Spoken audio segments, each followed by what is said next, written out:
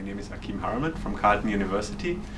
Much of my recent work has focused on the question of politicization of European integration. That's a very complex technical term for something very interesting, namely whether the citizens in Europe are beginning to pay more attention to the powers that the European Union has acquired. Traditionally, it's widely accepted that this was not the case. European integration was an elite project, and the citizens let it happen, didn't care much. The question is, how much has this changed? And it's interesting that we find very different views on this in some of the literature. There are some people who say that there's now a widespread politicization. People are beginning to become engaged. They point to referendums about European treaties in which the citizens came out in large numbers and often voted against it.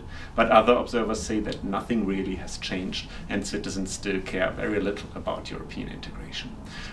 To explore this interesting puzzle, I and my research team went to 4 European countries and we conducted focus groups with Europeans. We brought together 8 to 10 people, lay people, ordinary citizens, and talked to them about political problems in general to see whether European issues would be mentioned. And then we also brought in European topics more explicitly to see whether people had an opinion about it.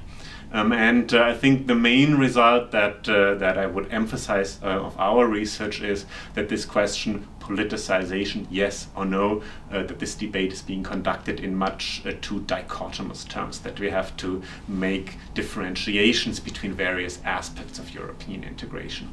What we found is that when people talk in very general terms about the EU, its members, is it a good thing or a bad thing that our country is in? Is it a good thing or a bad thing that certain other countries are in the Union? Then people can discuss that. They do have an opinion about that. It's not always extremely well informed, but people are relating to this question.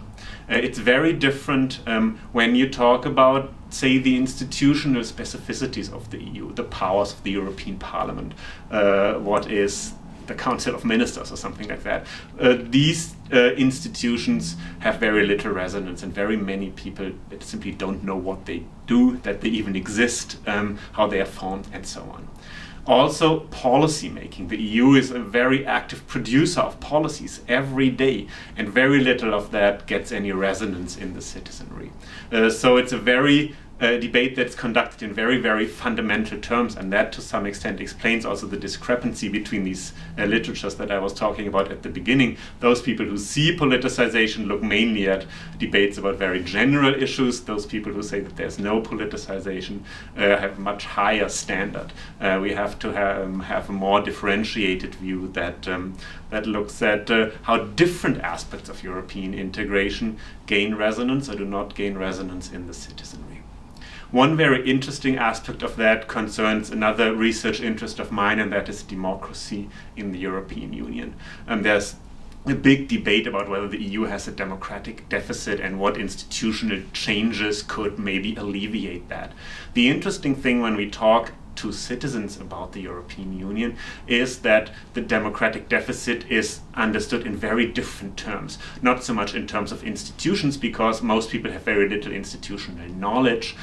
It's a much more fundamental feeling of disenfranchisement, feeling that there is now a powerful institution that one doesn't really understand, that is often described as remote. It's a word that's used very often by participants in the focus groups, and that's just seen as intransparent. People don't understand that they have very passionate make very passionate calls for more information. A lot of people told us, if only there was more about the EU in the news, which is not actually true. There is now a lot about the EU in the news, but it seems that it doesn't really transpire to the citizens.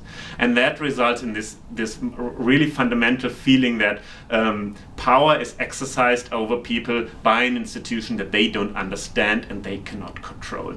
The interesting thing is that because the democratic deficit is defined by citizens in such fundamental terms, institutional solutions are not seen with great promise. So if you say, oh, so should there be more powers for the European Parliament, those people who have complained very much about the lack of democracy before will say no. because they see the European Parliament as one of these institutions that they don't understand, that they do not trust.